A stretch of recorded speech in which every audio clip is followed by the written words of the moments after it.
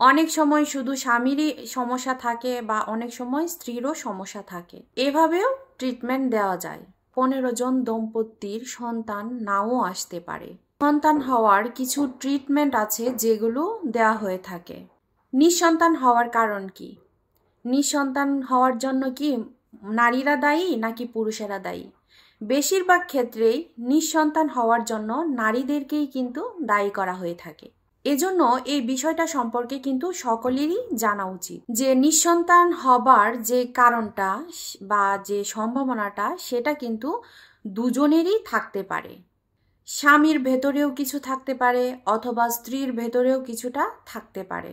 অনেক সময় শুধু স্বামীরই সমস্যা থাকে বা অনেক সময় স্ত্রীরও সমস্যা থাকে।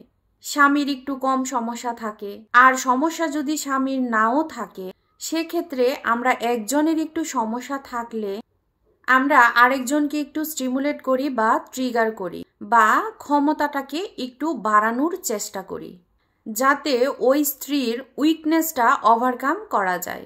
এভাবেও ট্রিটমেন্ট দেওয়া যায়। তো দোষারোপ করাটা কিন্তু একটা গর্হিত কাজ, কারণ সন্তান হওয়ার বিষয়টা কিন্তু একটা মানুষের মাথা থেকে শুরু করে পেটের মধ্যে 5টা-6টা গ্রন্থি আছে যেগুলি নিয়ে কাজ করে, এবং এই গ্রন্থিগুলো থেকে যে হরমোন তৈরি হয় এই ব্যালেন্সটা খুব দরকার। এখানে ব্যালেন্সটা তখনই থাকবে না যখন মেয়েটা খুব বেশি দুশ্চিন্তা করবে বা খুব বেশি দুশ্চিন্তাগ্রস্ত হয়ে যায় বা মেয়েটাকে খুব বেশি দোষারোপ করা হয়, সেক্ষেত্রে সন্তান হওয়ার সম্ভাবনাটা কিন্তু আরো কমে যায়।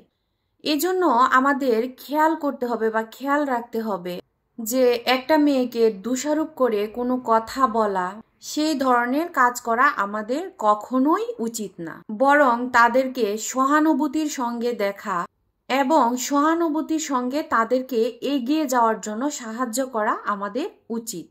এছাড়াও আমাদের আরেকটু জীবন তত্ত্ব জানতে হবে, সেটা হচ্ছে সব ঠিক থাকার পরেও স্বামী স্ত্রী উভয়েরই সব ঠিক, এরপরও শতকরা 15 জন কাপলের বা 15 জন দম্পতির সন্তান নাও আসতে পারে।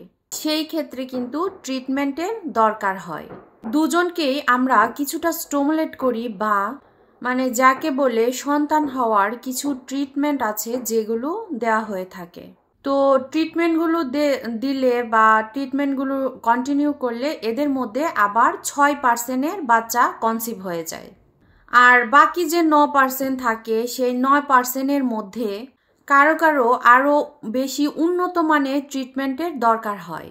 যেমন IUI নামে আছে একটা পদ্ধতি, তারপরে IVF যেটাকে আপনারা টেস্ট টিউব বেবি বলে থাকেন, এই পদ্ধতিগুলোর মধ্যে এই পদ্ধতিগুলোর মাধ্যমে কিন্তু 4%-এর বাচ্চা দেওয়া যায় বা কনসিভ সম্ভব। আর বাকি যে 2% থাকে ওই 2%-এর আমরা সাধারণত কিছু করতে পারি না। তো সবই কিন্তু আল্লাহ তাআলার হাতে, শুধু ডাক্তাররা ট্রিটমেন্টটা দিয়ে থাকে। তো সাকসেস কতটুকু হবে সেটা কিন্তু একমাত্র মহান আল্লাহ তাআলাই বলতে পারেন।